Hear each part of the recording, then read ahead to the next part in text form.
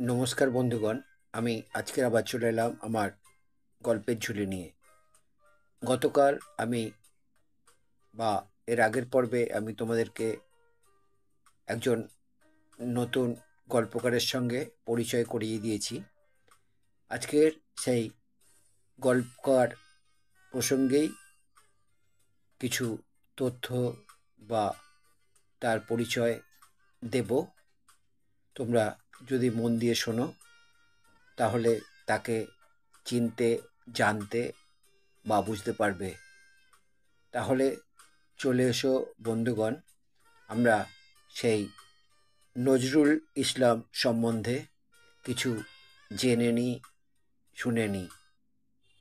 আমার নজরুল ইসলামের গল্পের আজকের যে নামকরণ করা হয়েছে তার নাম হচ্ছে নজরুল ইসলামের গল্প।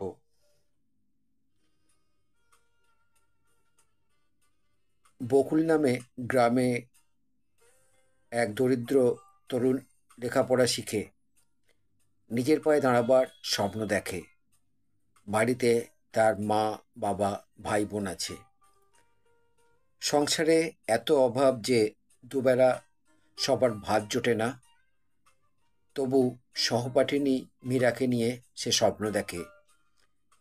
এলাকার প্রগতিশীল রাজনৈতিক নেতার তঞ্চকতায় অবাক হয়।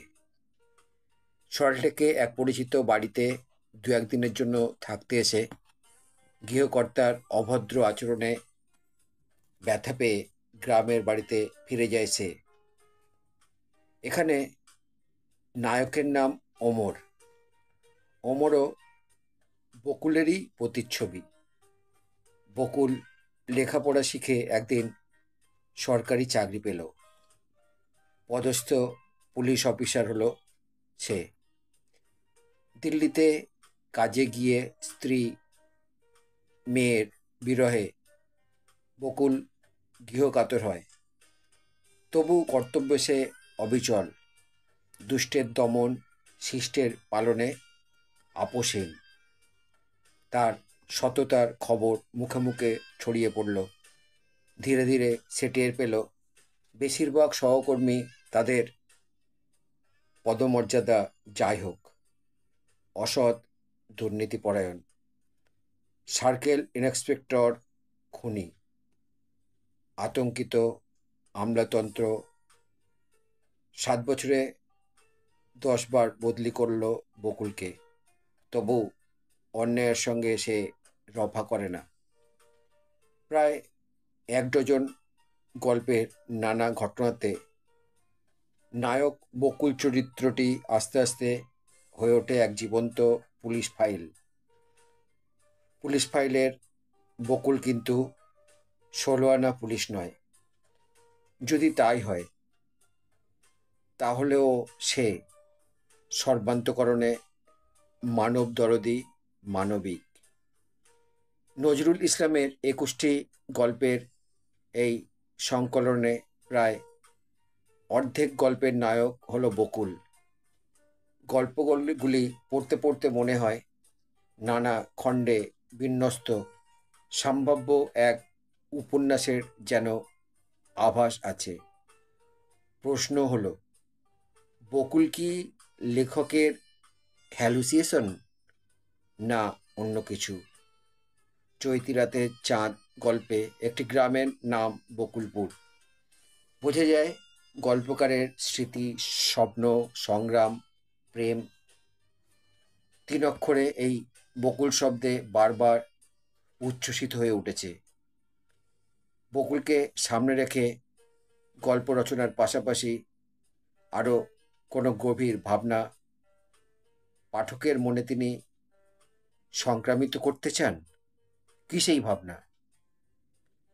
গল্পকার নজরুল ইসলামের আবির্ভাবের আগে মাঝে মাঝে সংবাদপত্রে এক সৎ, সাহসী পুলিশ অফিসারের খবর পড়তাম। তার প্রতাপে শিলিগুড়িতে কালোবাজারি, চোরাচালান নাকি বন্ধ হয়ে গেছে। সরকারি প্রশাসনকে বিব্রত, লজ্জিত করেছে তার সততা। ফলে ঘন ঘন ট্রান্সফার করা হচ্ছে তাকে। ঠোঁটে জগন্নাথ করে বসিয়ে রাখার জন্য কলকাতা বিমানবন্দরে নিয়ে আসা হলো তাকে। সেখানেও তার সংহার মূর্তি। অপরাধ জগৎকে তিনি নিশ্চিহ্ন করতে চান। অফিসারটির নাম নজরুল ইসলাম। সম্ভ্রমে কৌতূহলে আমার কাছে অফিসারটি যখন উপকথার নায়ক হয়ে উঠেছেন, তখনই পড়লাম নজরুল ইসলামের গল্প। 2A 4 মেলাতে অসুবিধে হলো না। ঠিক কোন পত্রিকায় প্রথম তার গল্প পড়েছিলাম, তারপর দ্বিতীয় তৃতীয় গল্প কোথায় পড়লাম মনে নেই।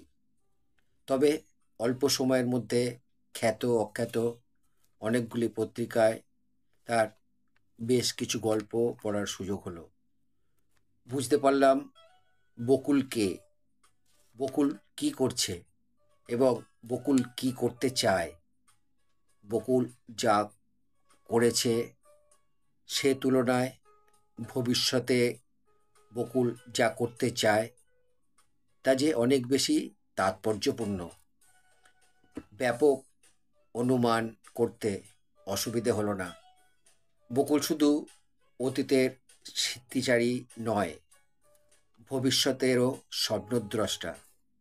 সেই অর্থে বকুল নিছক হ্যালুসিনেশন নয়, নজরুলের বাক প্রতিমা, শিল্প মাধ্যম। নানা তাগিদে মানুষ লেখে, শিল্পকলা চর্চা করে, তবু শিল্পকলা কেন সম্ভবত সেই একক তাগিদে মানুষ বিজ্ঞানের চর্চাও করে। তাগিদটা পরম সত্যের জন্য আকুলতা কিনা বলা মুশকিল হলেও স্বচ্ছন্দে যা বলা যায় তা হলো পৃথিবী ও মানুষের প্রতি ভালোবাসা থেকেই এই তাগিদ আসে। ভালোবাসা প্রকাশের নানা ধরন আছে। উল্লেখযোগ্য একটি হলো দায়বোধ। প্রাণী জগতে অল্প বিস্তর দায় সবার আছে, মানুষের দায় অবশ্য একটু বেশি। এই বোধ নানা স্তরে এক নিরবিচ্ছিন্ন প্রক্রিয়ায় পরিণতি লাভ করে। দায়বোধের অভিব্যক্তিও বিভিন্ন।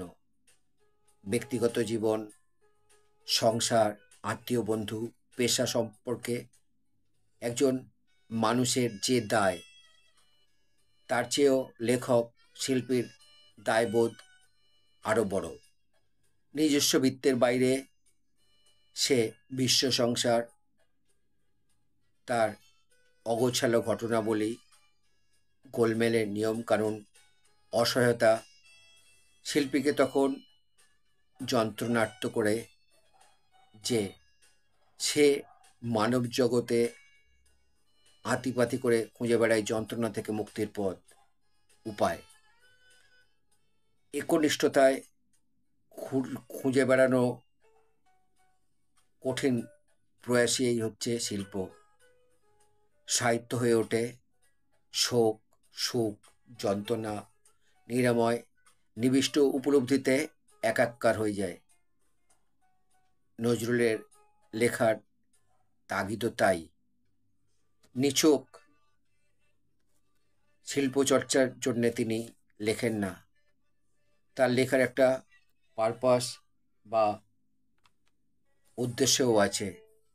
অন্যায়, অবিচার, অপরাধের বিরুদ্ধে পেশাগত অভিযানের হতাশা, শিল্প মাধ্যমের হয়ে ওঠা মায়াকাননের ফুল। পেশার পরিধি ছেড়ে মানবতার বৃহত্তর পরিধিতে তিনি পৌঁছে যান।